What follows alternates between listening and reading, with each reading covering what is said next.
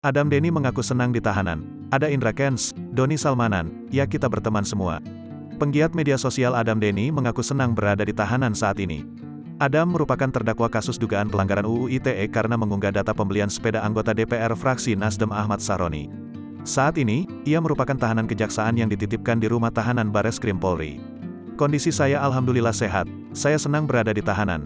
Teman-teman tahanan baik, ada Edi Mulyadi, tambahan baru Indra Kents, Bang Ferdinand Hutahayan, Doni Salmanan, ya kita berteman semua, sebut Adam ditemui pasca persidangan di Pengadilan Negeri PN Jakarta Utara, Senin, tanggal 21 Maret tahun 2022.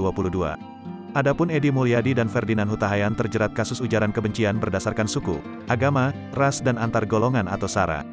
Sedangkan Indra Kesuma atau Indra Kents dan Doni Muhammad Taufik atau Doni Salmanan merupakan tersangka kasus dugaan penipuan investasi bodong melalui aplikasi Binomo dan Quotex. Adam menyebut dirinya dalam kondisi sehat bahkan berat badannya bertambah. Berat badan saya naik 5 kilo sekarang, dan saya menganggap perkara ini sebagai teguran saya karena lupa dengan Allah.